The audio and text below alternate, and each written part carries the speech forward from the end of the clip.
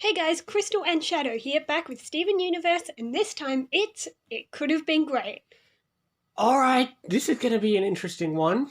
Yeah, At first it was really fun. As always, Peridot's amazing, so...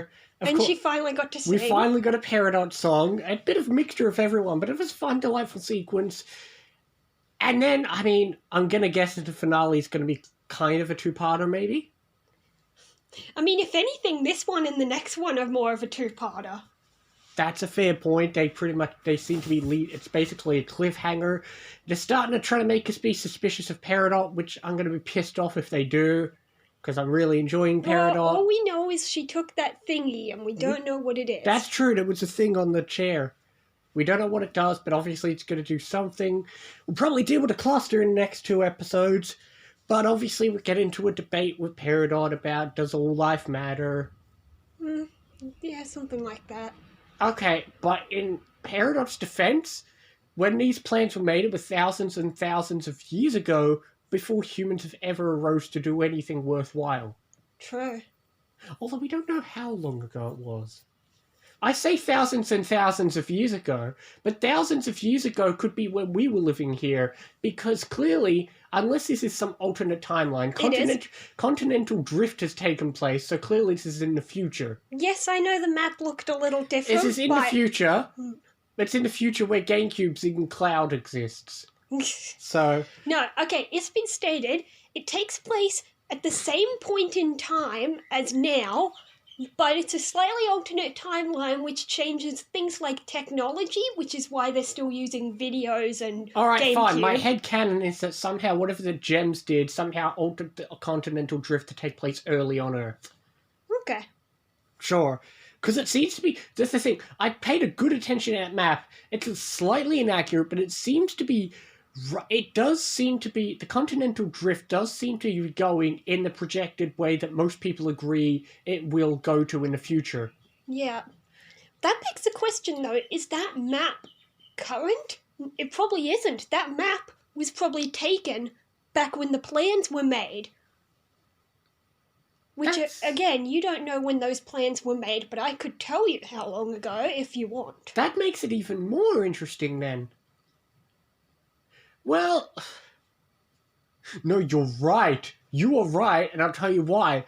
Because in that map, Florida had not yet disconnected from America, but it has in an aerial shot we've seen in a different episode. Oh, clever. So, we have more indication of how continental drift has occurred. So maybe I'm on the right track here. But I do love when maps are consistent with the current projection of what future continental drift on Earth will look like. Yeah, that's cool. You say that, but you have no idea how geography is. I kind of know what you're on about. Sure, whatever. But yeah, it was a fun Peridot episode, but of course we've got to start being suspicious because, now I'm starting to think, oh no, don't let it be a thing where Peridot was just working against us the whole time, yeah, or Peridot's a mole. This is the real test to see if she's with us or not. Oh, please don't. I'm enjoying Peridot! But we will see. But I enjoyed this episode. I'm not mad at the episode per se, so it's not the episode's fault. I'm still going to give it a nice 7.5 because Peridot's saying it was a fun, delightful episode. And Peridot was really delightful in this episode, especially when they got to the moon. Yeah, and the song really shows how logical she is because he taught her the notes once, and then as he played them, she repeated them. I love that bit. She must have a perfect memory.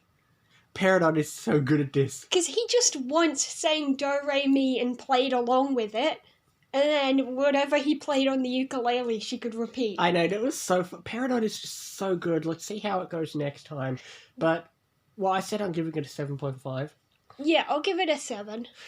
So what is the next episode called? Message received. Ah, yes. Oh, please don't bring... Well, okay. We've got to cluster, but we've got to have an actual villain. Please don't have a... That's the thing. Now we're going to end up having a secondary villain, because last season, we thought Peridot would be the villain, and they weren't, and it was Jasper. This time, who knows what's going to happen. Although... Hang on, what was the... Wasn't there an episode like the fourth last episode? What was the fourth last episode where they made that noise? What was that Yes, called? I tend to get the names mixed up because that one was The Message. I was going to say, very similar. So, we'll find out what the message is next time on Steven Universe. See you next time, guys. See you next time.